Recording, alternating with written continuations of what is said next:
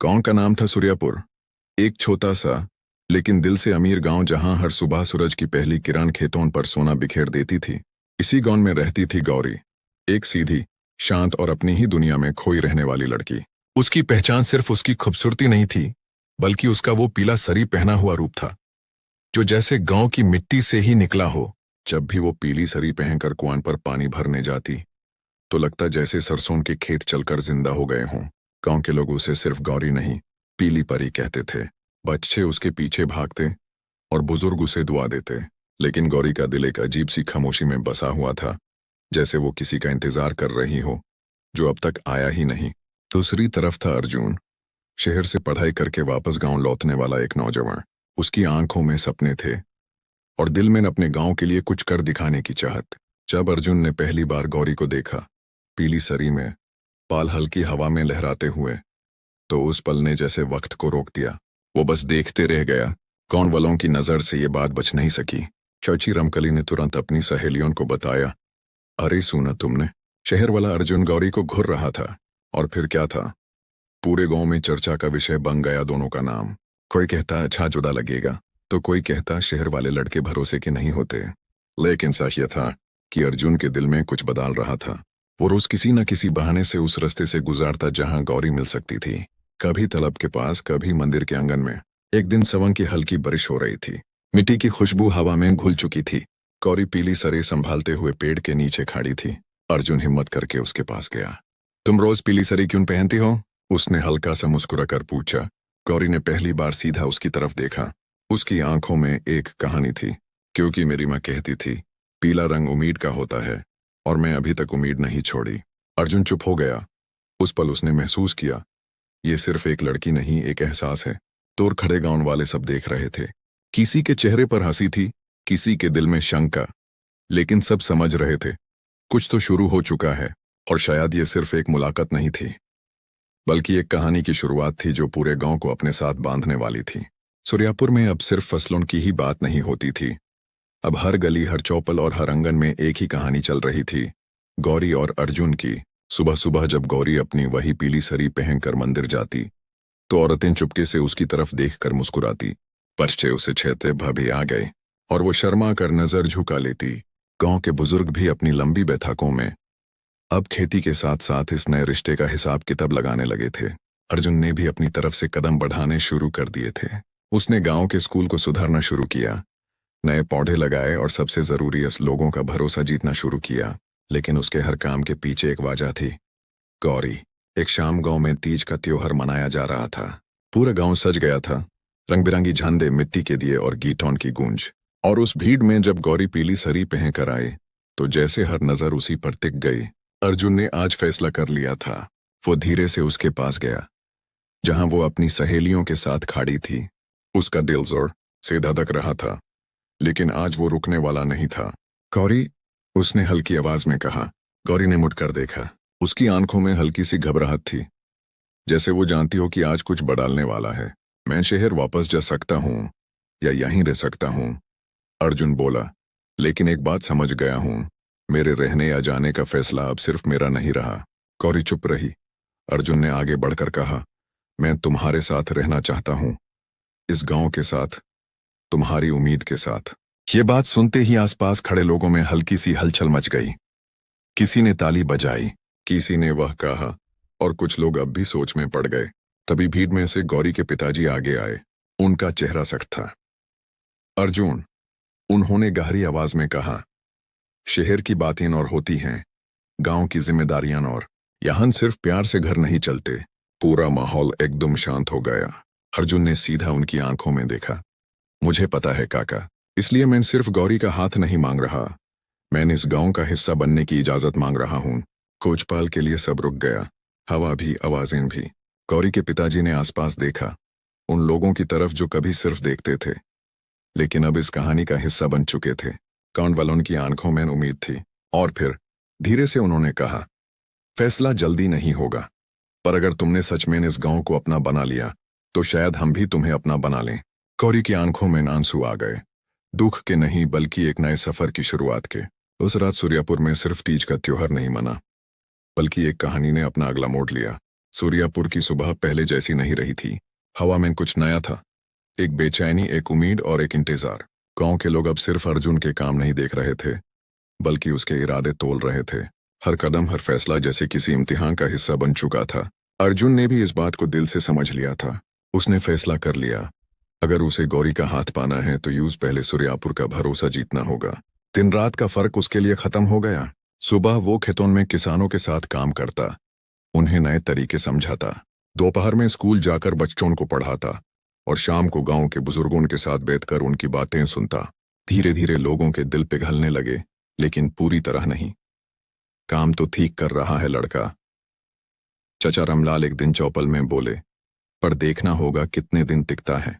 हर किसी के दिल में एक ही सवाल था, क्या अर्जुन सिर्फ प्यार के लिए इतना कर रहा है या सच में गांव को अपना बनाना चाहता है। दूसरी तरफ गौरी अपनी पीली सरी में हर रोज वही दिखती थी, लेकिन अंदर से वो बदल रही थी। अब उसकी आंखों में सिर्फ इंतजार नहीं था, बल्कि डर भी था। कहीं अर्जुन थक न जाए, कहीं वो हार न मान ले। एक शाम जब सूरज ढल रहा था और आसमान नारंगी रंग में रंग चुका था, गौरी तालाब के पास अकेली बैठी थी। उसने पीली सरी का पल्लू जोर से पकड़ रखा था, जैसे वो अपनी उम्मीद को संभाल रही हो। तभी अर्जुन वहां आया। तुम यहां अकेली क्यों बैठी हो? उसने पूछा। गौरी ने धीरे से कहा, मुझे डर लग रहा है अर्जुन, गांव वाले तुम्हें कभी अपना नहीं मानेंगे और मैं तुम्हें खो नहीं सकती। अर्जुन उसके पास बैठ गया। कुछ पल दोनों चुप रहे। गौरी, उसने शांत आवाज में कहा, अगर प्यार आसान होता तो शायद उसकी कीमत नहीं होती। मैं यहां सिर्फ तुम्हारे लिए नहीं रुका हूं, मैं यहां अपनी पहचान ढूंढने आया हूं, और अब ये गांव भी उसका हिस्सा है। गौरी ने उसकी तरफ देखा। उसकी आंखों में पहली बार एक मजबूत यकीन दिखा। लेकिन जिंदगी सिर्फ जज्बात से नहीं चलती। अगले ही दिन सूर्यापुर पर एक नई मुसीबत टूट पड़ी। पिछले कुछ हफ्तों से बारिश कम हो रही थी और अब खेतों में पानी की कमी साफ दिखने लगी थी। फसल सूखने लगी और किसानों के चेहरे पर चिंता के बादल छा गए। यह तो बुरा संकेत है, गांव के मुखिया ने कहा। अगर ऐसे ही चलता रहा तो इस साल की फसल खत्म समझो। गांव में अफरा तफरी मच गई। हर कोई परेशान था और इस बार बात सिर्फ एक रिश्ते की नहीं थी, पूरे गांव की जिंदगी दाव पर थी। यहीं अर्जुन के लिए असली इम्तिहान शुरू हुआ। उसने तुरंत गांव वालों को इकट्ठा किया। हम सिर्फ बारिश का इंतजार नहीं कर सकते, उसने जोर से कहा। हमें कुछ करना होगा। पर क्या? किसी ने भीड़ में से पूछा। अर्जुन ने जमीन पर एक नक्शा बनाया और समझाने लगा, अगर हम तालाब का पानी सही तरह से खेतों तक ले आएं और एक छोटी सी कनाल बना दें तो हम फसल बचा सकते हैं। लोग एक दूसरे की तरफ देखने लगे। ये काम मुश्किल था, मेहनत भी चाहिए थी और भरोसा भी। मैं शुरू करता हूं, अर्जुन ने बिल्चा उठाते हुए कहा। जो साथ देना चाहे वो आ जाए। कुछ पल के लिए सन्नाटा छा गया। फिर धीरे से एक बुजुर्ग आगे बढ़े, फिर दूसरा, और देखते ही देखते पूरा गांव उसके साथ खड़ा हो गया। गौरी दूर खड़ी सब देख रही थी।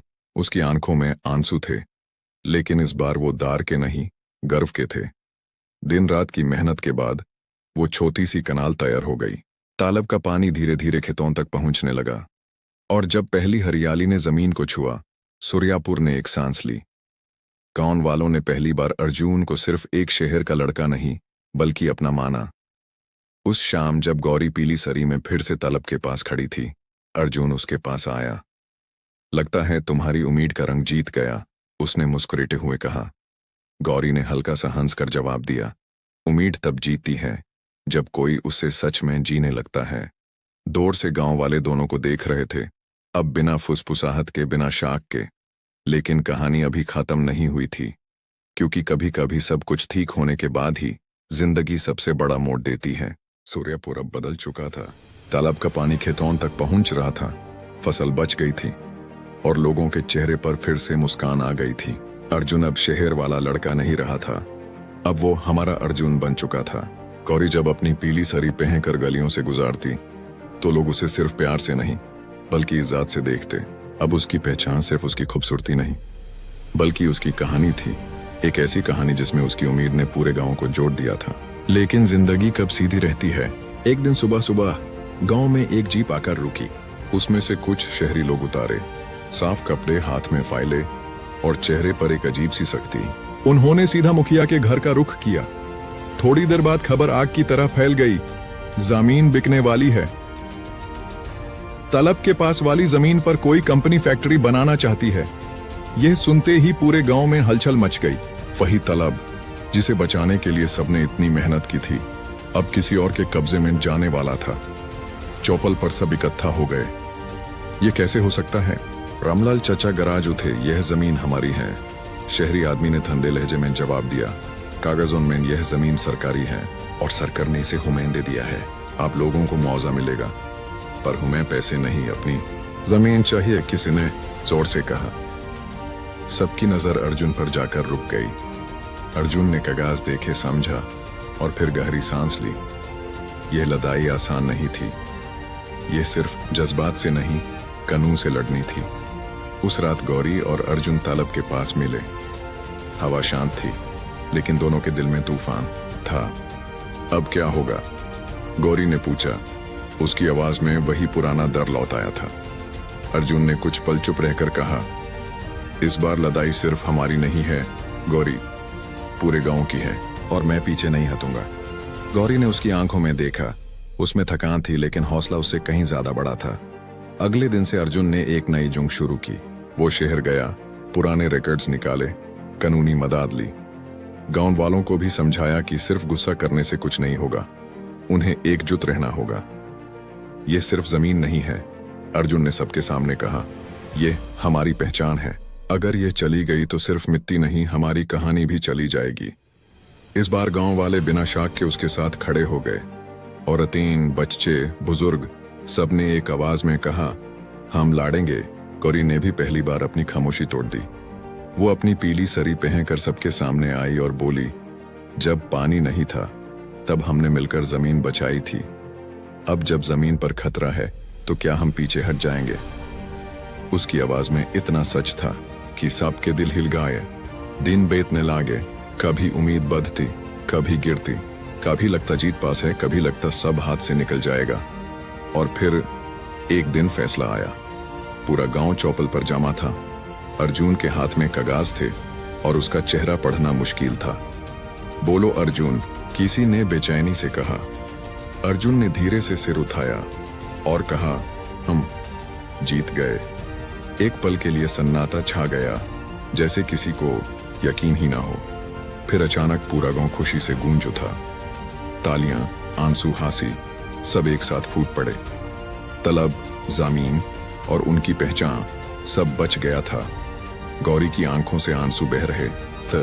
वो अर्जुन के पास आई। तुमने सिर्फ जमीन नहीं बचाई, वो धीरे से बोली, तुमने हमारा भरोसा बचाया है। इस बार गौरी के पिताजी भी आगे आए। उन्होंने अर्जुन के कंधे पर हाथ रखा और कहा, अब तुम्हें कुछ साबित करने की जरूरत नहीं है, तुम पहले ही हमारे हो चुके हो। हवा में एक सुकून था, लेकिन कहानी अब अपने अंजाम के करीब थी, क्योंकि अब सिर्फ एक फैसला बाकी था, गौरी और अर्जुन का। शादी के बाद सूर्यापुर में कुछ दिन सब कुछ शांत लगने लगा था, लेकिन उस शांति के नीचे एक नया बदलाव पनप रहा था। गौरी और अर्जुन अब एक नए जीवन की शुरुआत कर चुके थे, लेकिन गांव की जिम्मेदारियां उनसे अब भी जुड़ी हुई थी। अर्जुन ने गांव के डेवलपमेंट का काम जारी रखा था। नए स्कूल की प्लानिंग, खेती के नए तरीके और पानी के मैनेजमेंट पर वो दिन रात मेहनत कर रहा था। गौरी भी अब सिर्फ घर तक सीमित नहीं थी, वो महिलाओं को एकजुट कर रही थी, उन्हें सिलाई, पढ़ाई और सेल्फ डिपेंडेंस के लिए मोटिवेट कर रही थी। सूर्यापुर धीरे धीरे एक मॉडल गांव बनने की तरफ बढ़ रहा था। लेकिन कहते हैं ना, जब सब कुछ ठीक लगने लगे, तभी जिंदगी एक नया इम्तिहान ले आती है। एक सुबह अर्जुन को शहर से एक लीगल नोटिस मिला। उसका चेहरा नोटिस पढ़ते ही बदल गया। ये क्या है? गौरी ने घबरा कर पूछा। अर्जुन ने धीरे से कहा, तलब की जमीन को लेकर फिर से केस खोल दिया गया है। गौरी का दिल बैठ गया। पर तो हम जीत चुके थे ना? अर्जुन ने कागज को जोर से बंद किया। जीत हमने जमीन की थी गौरी, लेकिन कानून की नहीं। गांव में फिर से टेंशन फैल गई। लोग डर गए कि कहीं फिर से सब कुछ ना चला जाए। वही तालाब, वही फसल, वही उम्मीद, सब एक बार फिर खतरे में था। चौपल में सब इकट्ठा हुए। अब क्या होगा अर्जुन? किसी ने पूछा। अर्जुन ने गहरी सांस ली और बोला, इस बार लड़ाई जमीन की नहीं है, इस बार लड़ाई सिस्टम से है। गौरी उसके पास खड़ी थी। उसने धीरे से उसका हाथ पकड़ा। इस बार मैं तुम्हें अकेला नहीं जाने दूंगी। अर्जुन ने उसकी तरफ देखा और पहली बार उसके चेहरे पर थोड़ी थकान नजर आई, लेकिन हिम्मत अब भी जिंदा थी। फिर तैयार हो? उसने पूछा। गौरी ने सिर हिला दिया। मैं पहली बार से ही तैयार थी। उस रात सूर्यापुर में कोई सो नहीं पाया। हर किसी को लग रहा था कि अब जो लड़ाई शुरू होने वाली है वो पहले से अलग होगी, ज्यादा बड़ी, ज्यादा मुश्किल। अली सुबह अर्जुन शहर के लिए निकाल गया। गौरी ने उसे मंदिर के पास रुक कर देखा। हवा तेज थी और गौरी की पीली सरी हल्की हवा में लहरा रही थी। वापस आओगे ना? उसने पूछा। अर्जुन मुस्कुराया। मैं गया ही तब हूं जब मैं वापस आने का वादा करके जा रहा हूं। और वो चला गया। गौरी वही खड़ी रही जब तक वो नजर से ओझल नहीं हो गया। गांव में दिन धीरे धीरे गुजरने लगे, लेकिन हर दिन एक नई चिंता लेकर आता था। कभी नोटिस की तारीख बढ़ती, कभी कोर्ट की सुनवाई का डर, और फिर वो दिन आया जब फाइनल हियरिंग होनी थी। गौरी भी शहर जाने के लिए तैयार हो गई। गांव के कुछ लोग भी उसके साथ थे। सबके दिल में एक ही सवाल था, क्या इस बार भी सूर्यापुर जीतेगा? कोर्ट के बाहर भीड़ थी। अर्जुन अंदर गया था। गौरी बाहर खड़ी थी। उसकी पीली सरी आज पहले से ज्यादा गहरी लग रही थी, जैसे हर पल एक फैसला तय कर रही हो। घंटे बीत गए और फिर कोर्ट का दरवाजा खुला। अर्जुन बाहर आया। उसका चेहरा पढ़ना मुश्किल था। गौरी दौड़कर उसके पास गई। अर्जुन, क्या हुआ? अर्जुन ने उसकी तरफ देखा और बस इतना कहा, डिसीजन अभी रिजर्व्ड है। गौरी का दिल एक पल के लिए रुक गया और यहीं पर कहानी अपने सबसे बड़े मोड़ पर आ गई थी। कोर्ट के फैसले का इंतजार सूर्यापुर के हर दिल पर भारी था। अर्जुन और गौरी गांव लौट आए थे, लेकिन उनकी आंखों में पहले जैसी शांति नहीं थी। हर सुबह लगता जैसे कोई नया फैसला उनकी जिंदगी बदल देगा। गांव के लोग चुप थे, लेकिन एक दूसरे को हिम्मत दे रहे थे। कोई खेतों में ज्यादा मेहनत कर रहा था, कोई बच्चों को संभाल रहा था। सब जैसे अपनी तरह से लड़ाई लड़ रहे थे। अर्जुन दिन रात कागज, कानून और वकीलों के बीच उलझा हुआ था। गौरी उसके साथ खड़ी थी, लेकिन उसकी आंखों में अब सिर्फ प्यार नहीं, एक मजबूत विश्वास था कि चाहे कुछ भी हो, सूर्यापुर नहीं टूटेगा। और फिर वो दिन आ गया। पूरा गांव फिर से एक साथ जमा हुआ। चौपल में सन्नाटा था। अर्जुन के हाथ में कोर्ट का एनवलप था। उसके हाथ हल्का सा कांप रहे थे। गौरी उसके पास खड़ी थी। उसने चुपचाप उसका हाथ पकड़ लिया। पढ़, गौरी ने धीरे से कहा। अर्जुन ने गहरी सांस ली और एनवलप खोला। पल भर के लिए सब कुछ रुक गया। हवा, आवाजें, सांसें सब जैसे थम गई हों। फिर अर्जुन ने आंखें उठाए और बोला, हम जीत गए हैं। एक पल का सन्नाटा टूट गया और फिर पूरा गांव खुशी से चीख उठा। कोई हंस रहा था, कोई रो रहा था, कोई जमीन पर बैठ गया था, जैसे इतना बड़ा बोझ एक साथ उतर गया हो। गौरी की आंखों से आंसू बह रहे थे, लेकिन इस बार दर्द के नहीं, सुकून के। उसने धीरे से कहा, यह सिर्फ जीत नहीं है अर्जुन, ये हमारी जिंदगी की तस्वीर है। अर्जुन ने उसकी तरफ देखा। यह जीत मेरी नहीं है, उसने कहा, यह सूर्यापुर की है और तुम्हारी है गौरी। गांव के बुजुर्ग आगे आए। रामलाल चचा ने अर्जुन के कंधे पर हाथ रखा और बोले, पहले तुम मेहमान थे, अब तुम इस मिट्टी के बेटे हो। गौरी के पिताजी भी आगे आए। उन्होंने अर्जुन और गौरी दोनों को देखा और मुस्कुरा कर कहा, तुम दोनों ने सिर्फ प्यार नहीं किया, तुमने इस गांव को जोड़ दिया है। शाम को जब सब लोग तलब के पास इकट्ठा हुए, वही जगह जहां से कहानी शुरू हुई थी, तब अर्जुन और गौरी एक साथ खड़े थे। सूरज ढल रहा था और पानी पर उसकी लाल रोशनी चमक रही थी। याद है? अर्जुन ने मुस्कुराते हुए कहा, तुम पहली बार यहीं मिली थी। गौरी हल्की सी हंसी, और तुमने यहीं पहली बार मुझे देखा था।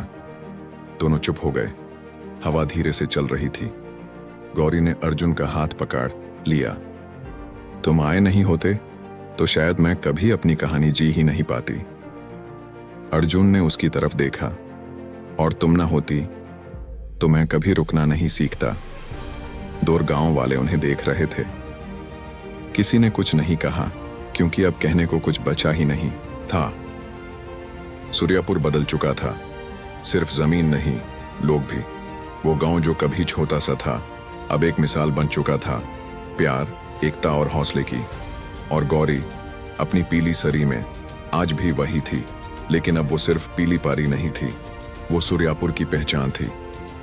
अर्जुन ने धीरे से कहा, यह कहानी यहीं खत्म नहीं होती। गौरी ने मुस्कुराकर जवाब दिया, यह यहीं से शुरू होती है। और तलब के पानी में दो परछाइयां एक होकर हमेशा के लिए सूर्यापुर की कहानी बन गई।